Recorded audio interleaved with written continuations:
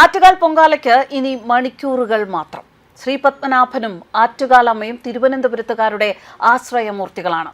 ഇക്കുറി നഗരസഭ BJP പിടിച്ചെടുത്തതിന് ശേഷമുള്ള ആദ്യത്തെ പൊങ്കാലയാണ് വരാൻ പോകുന്നത്.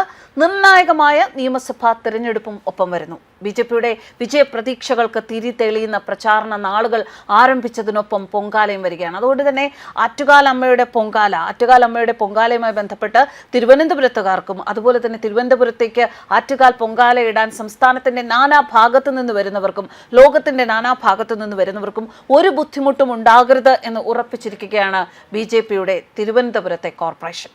അതുകൊണ്ട് തന്നെ എല്ലാം കുറ്റമറ്റതാക്കാൻ മേയറും പരിവാരങ്ങളും ഒന്നിന് പിറകെ ഒന്നായി ശ്രമിക്കുകയും ചെയ്യുന്ന ദിവസങ്ങളാണ്, മണിക്കൂറുകളാണ് നമ്മൾ കാണുന്നത്.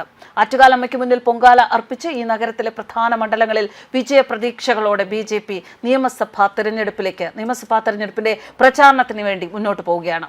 എന്തുകൊണ്ട് BJP? ഈ ചോദ്യം ചോദിക്കുന്ന ഓരോരുത്തരും BJP അധ്യക്ഷൻ നൽകുന്ന വിശദീകരണം കേൾക്കണം. വികസിത കേരളത്തിനായി നമുക്കൊരു സുരക്ഷിത കേരളം വേണം. മതേതരത്വത്തിന്റെ മുഖംമൂടി അണിഞ്ഞ് ജമാഅത്തെ ഇസ്ലാമിയുടെയും SDP-യുടെയും വോട്ടിനായി കൈനീട്ടുന്ന CPM-ന്റെയോ അവർക്ക് പരസ്യമായി കുടപിടിക്കുന്ന കോൺഗ്രസിന്റെയോ കൈകളിൽ കേരളത്തിന്റെ ഭാവി സുരക്ഷിതമല്ല. അവരുടെ ഇരട്ടത്താപ്പ് നാം മനസ്സിലാക്കണം. ഇറാൻ സംഘർഷത്തിൽ അതിവേഗം പ്രതികരിക്കുന്ന CPM കോൺഗ്രസ് കുർവ സംഘം എന്നാണ് അദ്ദേഹം കഴിഞ്ഞ ദിവസം മറ്റ് മുന്നണികളെ വിശേഷിപ്പിച്ചിരിക്കുന്നത്. പാകിസ്ഥാനും ബംഗ്ലാദേശിലും നൈജീരിയയിലും ഹിന്ദുക്കളും ക്രൈസ്തവരും വേട്ടയാടപ്പെടുമ്പോൾ അജ്ഞാതവാസം അവർ നയിക്കുന്നു. കേരളത്തിലെ ഇവരുടെ രാഷ്ട്രീയ അജണ്ട നിശ്ചയിക്കുന്നത് ജമാഅത്തെ ഇസ്ലാമിയും SDP-യുമാണ് എന്ന് ഇത് അടിവരയിടുകയാണ്.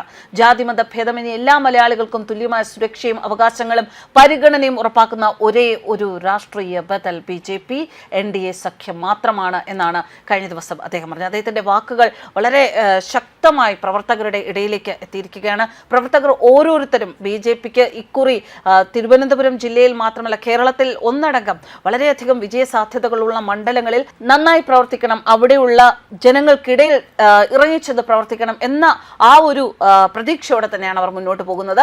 നേമം, വട്ടിയൂർക്കാവ്, കഴക്കൂട്ടം ഇതൊക്കെ തിരുവനന്തപുരത്തെ സ്റ്റാർ മണ്ഡലങ്ങളാണ്. പ്രമുഖ സ്ഥാനാർത്ഥികളെ നിർത്തുന്നതോടൊപ്പം തന്നെ BJP ലക്ഷ്യം വെക്കുന്നത് തിരുവനന്തപുരത്തെ പോരായ്മകൾ ഇല്ലാതെ ആക്കുക എന്നതുകൂടിയാണ്. എന്നാൽ കൃത്യമായ ലക്ഷ്യത്തോടെ പ്രവർത്തിച്ച് തലസ്ഥാനത്തെ പ്രമുഖ കോർപ്പറേഷൻ കരസ്ഥമാക്കിയ BJP ഇനിയുള്ള ഓരോ ചുവടും ലക്ഷ്യം വെക്കുന്നത് ശ്രദ്ധയോടെ തന്നെയാണ്. ജനസമ്മതിയുള്ള നിരവധി നേതാക്കന്മാർ BJP സ്ഥാനാർത്ഥികളായി മുന്നോട്ട് വരും എന്നത് തന്നെ BJPയുടെ വിജയപ്രതീക്ഷ കൂട്ടുന്നു. രാജ്യത്ത് അതിവേഗം വളർന്നുകൊണ്ടിരിക്കുന്ന ഒരു പാർട്ടി ഏതാണ് എന്ന് ചോദിച്ചാൽ BJP-യാണ്. കേരളത്തിലേക്ക് വന്നാലും സ്ഥിതിക്ക് മാറ്റമൊന്നുമില്ല. പാർലമെന്ററി നേട്ടങ്ങളിൽ അവകാശവാദങ്ങൾക്ക് സാധ്യത കുറവാണ് എങ്കിലും ക്രമാനുഗതമായ വോട്ട് വിഹിതത്തിലെ വർധന അത് BJPക്ക് മാത്രം അവകാശപ്പെട്ടതാണ്. കഴിഞ്ഞ പാർലമെന്റ് തെരഞ്ഞെടുപ്പിലെ ഏറ്റവും ഒടുവിലത്തെ ചിത്രം പരിശോധിച്ചാൽ കേരളത്തിൽ ഏതാണ്ട് 20% വോട്ട് വിഹിതമാണ് അവർക്കുണ്ടായിരിക്കുന്നത്. സംസ്ഥാന തിരഞ്ഞെടുപ്പ് അടിസ്ഥാനമാക്കി ചിന്തിച്ചാൽ വോട്ട് വിഹിതത്തിന്റെ കാര്യത്തിൽ 35 മുതൽ 40% വരെ എത്താൻ സാധിച്ചാൽ ഒരുപക്ഷെ അവർക്ക് അധികാരം തന്നെ പിടിക്കാൻ സാധിച്ചേക്കും.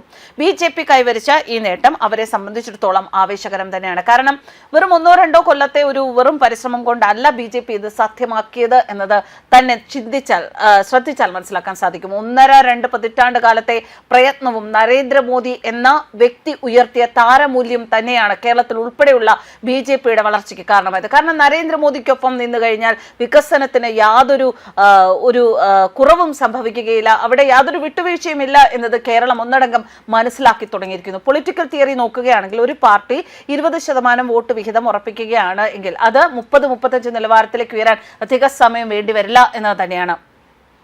നമുക്കറിയാം doctor CV Ananda Bose, doctor KS Radhakrishnan, doctor Abdul Salam, retired DGP R Sreelekha തുടങ്ങി ഒരുപാട് പ്രമുഖരാണ് BJPയിലേക്ക് വന്നിട്ടുള്ളത്. അതെല്ലാം ഇവിടെ നമ്മൾ മനസ്സിലാക്കേണ്ട സംഗതിയാണ്. CV ആനന്ദബോസ് ഇപ്പോൾ പശ്ചിമ ബംഗാൾ ഗവർണറാണ്. KS രാധാകൃഷ്ണനും അബ്ദുൾ സലാമും ഒക്കെ തിരഞ്ഞെടുപ്പുകളിൽ മത്സരിക്കുകയും ചെയ്തിട്ടുണ്ട്. പക്ഷേ ആ തിരഞ്ഞെടുപ്പുകൾക്ക് അപ്പുറം അവരുടെ സേവനം പാർട്ടി നന്നായി വിനിയോഗിക്കുന്നു എന്നതും ഇവിടെ വളരെ പ്രസക്തമായ ഒരു കാര്യമാണ്. തെരഞ്ഞെടുപ്പ് വേളയിൽ ഉയർത്തിക്കാട്ടാൻ പൊതുസ്വീകാര്യരായ ചിലരുടെ മുഖങ്ങൾ പാർട്ടിക്ക് ആവശ്യമാണ്. പാർട്ടി ആ സാധ്യത പലപ്പോഴും പ്രയോജനപ്പെടുത്തുന്നുമുണ്ട്. അതുകൊണ്ട് തന്നെ ഇത്തവണ വളരെയധികം ശുഭപ്രതീക്ഷയോട് തന്നെയാണ് BJP തങ്ങളുടെ മണ്ഡലങ്ങളെ ലക്ഷ്യം വെച്ച് മുന്നോട്ട് പോകുന്നത്. ഒരിടത്തും വികസനത്തിന് യാതൊരു വിട്ടുവീഴ്ചയുമില്ല.